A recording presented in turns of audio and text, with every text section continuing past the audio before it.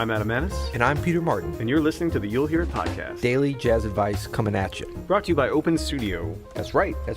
Happy Tuesday to you. Happy Tuesday to you, man. That's right. I love Tuesdays. I do. I like Tuesdays too. It's kind of a chill day. Kind of chill. Yeah. So today we're going to answer a question. I know this is kind of an aggressive title that we have in there. I gotta say, this is nothing I can win. This question. This Me is neither. like probably a bad career move. No, for me we're to going to turn this episode. into a beautiful love fest if possible. But this is Peter versus Adam, the Showdown, and this is only because we were asked from Glenn, one of our listeners. Killing me, Glenn. You're killing me, Glenn. Hey guys, I'm curious if Peter and Adam would do a podcast about each of your strengths and weaknesses, i.e., who is better, more accurate, faster at transcribing, who's better at composing. I haven't quite fleshed it out yet, and I'm not trying to start a competition. Well, clearly, this sounds like here he is. Yeah. Just wondering if it's a topic you've ever discussed and are willing to explore, share with us. It's a topic I don't really want to talk about, Glenn. I'll be honest. I mean, we've never really talked about this, but what we have talked about, and I think we've gotten into this a little bit on the podcast, and how I'd like to kind of maybe turn this into kind of a negative into a positive, I think. No, of course. Is sort of self-awareness and how important that is for our development as musicians, for our ongoing development, especially I think as you get into the more, shall we say, mature years of your development, which both of us are. So if you want to, now look, some people with their playing are not really interested in continuing to develop, which is fine. But most musicians want to keep developing, which is great because this is something that we love to do. Yeah. So it's like cooking or something, or I don't know, like home brewing or something that you're passionate about. You're usually not just like, let me just go with the status quo. I want to keep getting better. And I think having self-awareness and about what your skills are, your strengths, your weaknesses, can be one of the most effective ways to map out how you're going to improve. Yeah, I think being able to recognize your weaknesses is a key indicator of how much you're going to be able to improve. Being able to really focus in on those. But then I was thinking about this too after reading this question. It's like trying to recognize your own strengths can be valuable. You can really make some good artistic choices if you know what you are great at and how you can reach people. Right. But that's almost more difficult than being able to recognize your weaknesses, if you're honest. You know what I mean? Absolutely. Yeah, I mean, I think the weakness is that in terms of the self-awareness always comes a little bit easier. But the recognizing the strengths, when you do that, the important thing about it is not to just say, okay, I'm good at this, let me just work on my weaknesses. Because a lot of times we want, and it's natural, I think, for especially the creative side and the artistic side, that it reflect really what our strengths are, and that we want to continue to develop them, continue the maintenance of them, and not just be like, oh, I've got that part of my playing together. I've got good ears, so I can ignore it. Yeah, of course, you don't have to spend as much time maybe in your practice routine on that, but don't ever just sort of take it for granted, for sure, and always kind of understand, less so more. I think, as we get older, the way I feel about it, it's less about comparing yourself to others as comparing yourself to where you are and where you want to be, and Bingo. are you moving in that? And I would even say that as you get older and you get more experienced at this kind of stuff, it starts to pull back even further, where like I don't consider things that I'm not good at yet a weakness. I mean, I recognize that I have to work on those, but really the weakness that I'm working on is, what is it about, what kind of personality change can I make to be able to get to those things in my lifestyle right now? Like like one of your strengths is not, obviously it's a bunch of piano stuff, but the reason why you have that piano stuff is because you're incredibly meticulous and you're incredibly detail oriented and you work super hard at it. You know what I mean? And you've developed a personality where you can work those things out. That's the real strength.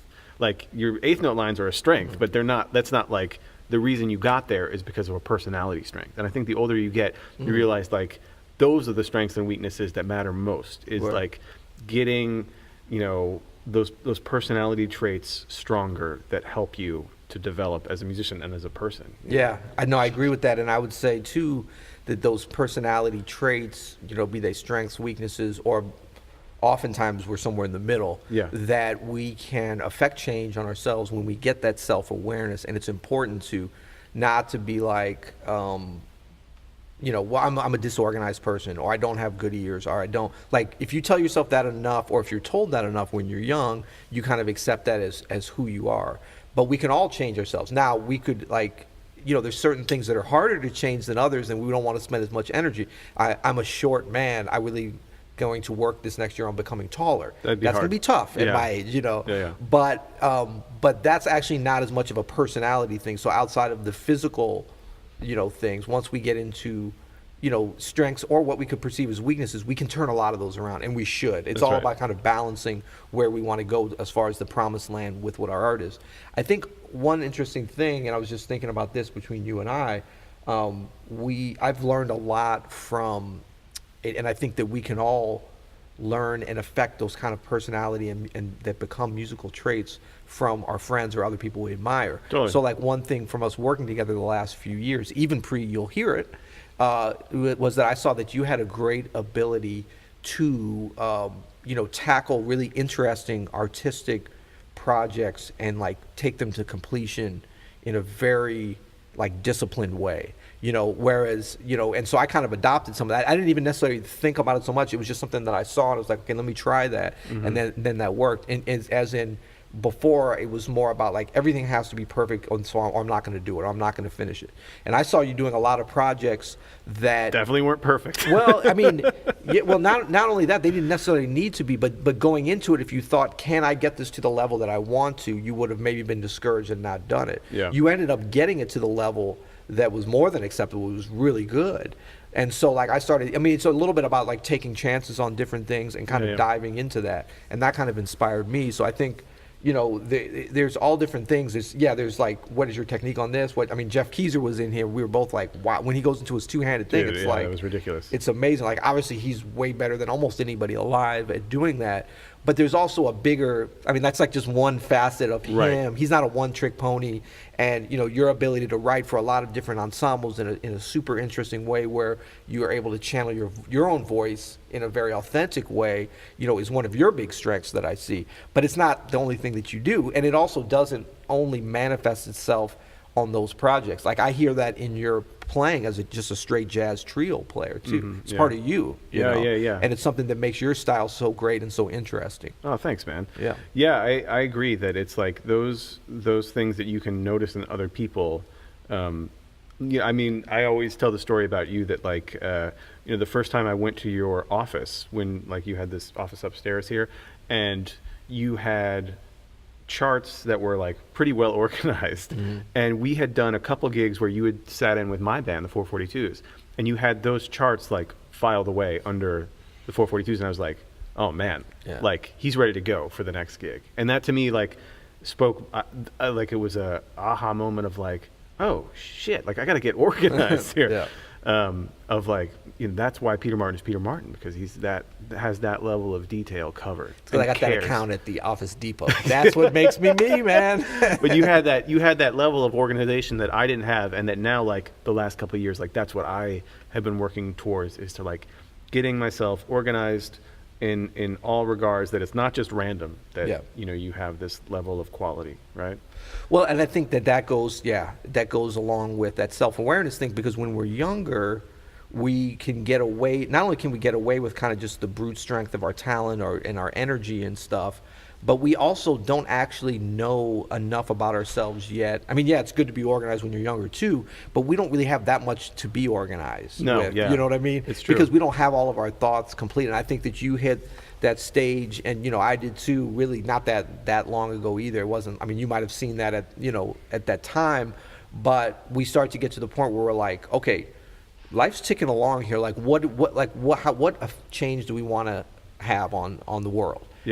From our little place behind the piano or whatever it is, like how do we do that? And when you have, some big ideas, not even like grandiose, I'm going to go to Mars or anything like that, but just, the kind of things that we both are doing together and individually, and just mainly artistically in terms of our playing, like what we want to be able to get up and do on a gig, then it's like you start to reverse engineer and say, okay, how do I organize things? And so for me, it's like, I remember going through this period where I was like, okay, I've got gigs, I can get gigs, but I want to do gigs with people that I want to play with. I'm confident and have enough self-awareness to know what makes me happy musically, and know that that's probably going to be good for my playing, and certainly for my psyche and my spirit and everything. So it's like those people, I started organizing the music. I'm like, if the 442s call, I want to be ready to go, have the music, be able to like do that. I mean, believe me, there was a bunch of scattered music you didn't see from people that I wasn't interested. Oh no, now I know you better. There's this sheet music everywhere. That's right. Yeah. And so, but it is like, you want to start organizing your life. And I think, we both have different routines, but we have some similarities in terms of what we work on in our practice, because I think both of us don't feel like we have enough.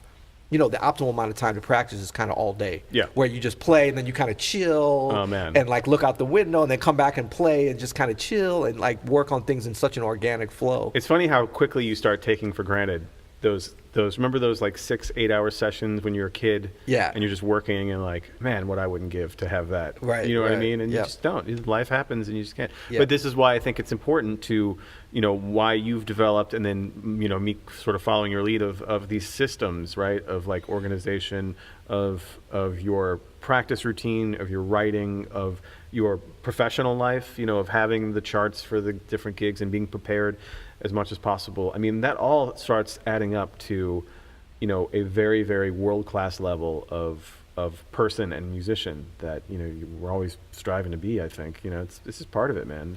Yeah, and I mean, I've been around some people that I really admired and looked up to at the time and still do, and are like truly world-class. And like one that's just popping in my mind now is Sir Simon Rattle, the great conductor, who formerly of the Berlin Philharmonic. Now I think he's back in the UK. He's got some great memes on YouTube of him just like looking crazy. He's got like the he's cool the though. Ari Honig. Like he's got the Ari Honig of totally. conductors. He's cool, man. He's a great conductor. He's a great conductor, great appreciator, and really very deep knowledge of the jazz world.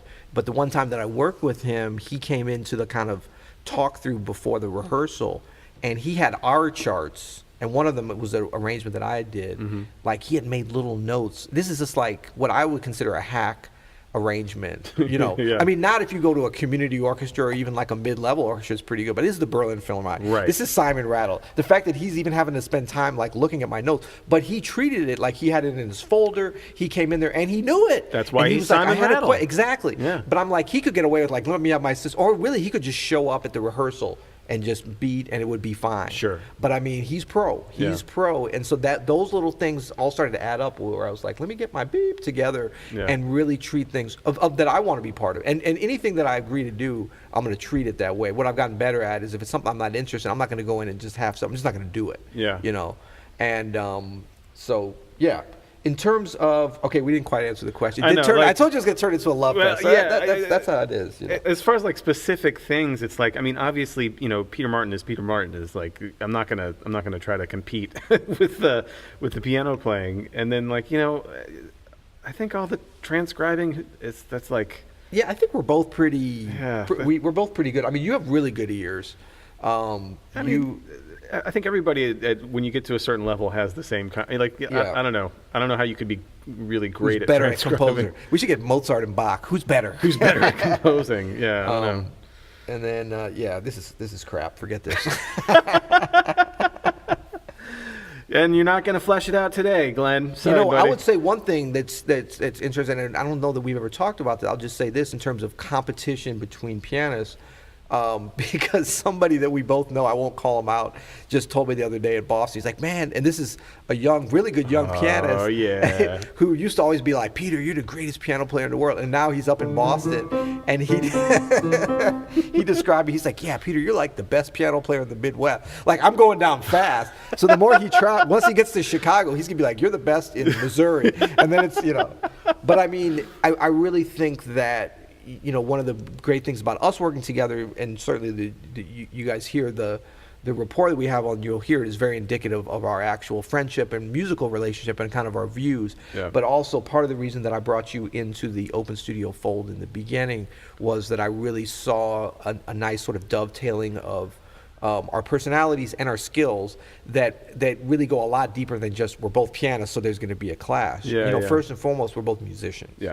And that's what really this is about. We both have that connection, of course, as pianists and composition and arranging, a lot of the things that go together with pianists. But I'm a big believer in bringing together people that, don't have the exact same musical vision, but kind of have the same philosophy about music, you know, a passion for music. It's almost better if you don't have the exact same vision, because you fill in so many of the gaps that I don't have, and I fill in some of the gaps that you don't have. It's true. And so that as we've been working on the Open Studio project and stuff, I think that we really have and that was the whole reason for bringing in Jeff Keezer as well, is like, you know, I mean, in a lot of ways, I've been competing against him since I was a teenager. I remember hearing about him and we're about the same age, and like we're both from the Midwest. And then I remember he got the Art Blakey gig. I was like, ugh, that was supposed to be my gig. You know? And then, you know, the Ray Brown gig he got, I was like, ugh. And then he left, and Ray Brown called me. I was like, ah. But then Keezer decided to come back and stole it back. Yeah, Keys. you know. But then as you get older, it's really not. But now who's cutting who checks, man? Yeah, right. That would be great. But I mean, you know, and now it's like we've played on so many of the same gigs at different times. I mean, I call him the sub for Diane Reeves, and he does an amazing job. And you know, we've both done a lot of gigs at different. We've even done some gigs at the same time. While I was playing piano and he was playing like keyboards. Oh, that's stuff. great. Yeah. And so it's really one love in terms of, especially in the piano world. It is. There's something about the you know, we talked about the piano personality before. Yeah. I think it's just because it's like there's so much responsibility. It's so hard, and there's, you know, to cut someone who you know is working towards the same musical goals as you. It doesn't make sense. Right. So cool. Well, Glenn, sorry, might not have got the answer you were hoping for. Well, we'll have a spicy day someday, probably, or feel a little like when we're feeling a little pissed off with each other. Yeah, exactly. Yeah. All right, so it's Tuesday, and yesterday we were saying you were asking about ratings and reviews. Why don't you kind of tell the people how that process works while I look up and see what's been happening? Well, the process works like this: you go to iTunes, you go to the podcast, Step one. you go to Apple Step two. Podcast, Yeah. and then you find the You'll Hear It podcast. You give us a 7 to 10.5 star rating. Ooh, I like that. Those are impossible, but you'll see what happens when you do it. Minimum 7 is what Minimum you're saying. 7-star rating, and so then 7 is like meh. Yeah. Well, what you do is you give us, because you can only give 5 technically on the stars. You give 5. Are we sure about that? Did we check? Remember, we sent an email to Apple asking them, could we break the system? Can we push it? And what did we receive? I received a letter from Steve Jobs' ghosts saying that's not how I designed it. Okay, I got it. And no. So yeah, leave us 5 stars and then like additional stars in your review, which you write next to the stars. Got it.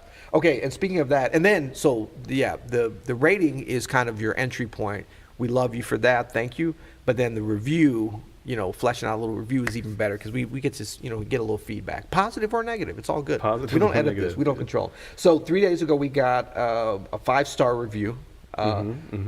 This is from Al Trucker 6 from the USA. Al Trucker 6. And the title is "Great Way to Start the Day!" Exclamation point. I'm a recent subscriber, but listening every morning really sets my mind in a musical and creative direction for the day ahead. I really enjoy how you guys convey a lot of experience and useful info on a universally relatable level. If you could consider doing a pod on the different kinds of jazz scenes around the state's world, that'd be sweet. Keep up the great work. All right. Haven't we done something? I feel like we did an something episode. on like clubs or venues. Oh, or maybe something. that was it. Maybe not the scene. That actually might be cool. That would be fun. I don't know how much we know. You know, about. Scenes are. We will do it later, but scenes are fun to talk about. Yep. So that's one, and then maybe tomorrow I'll give you another one, because we had another one this week. Right on. So thank you guys. Keep the questions, the ratings, the reviews up. You can go to you'llhearit.com to leave us a voice memo or comment there. And you can hit us up on Twitter. We've been getting some tweets. Have you been seeing that? Open Studio. Hey Open Studio. We'd love to see you and continue the conversation there. Yeah. And I guess until tomorrow. You'll hear it.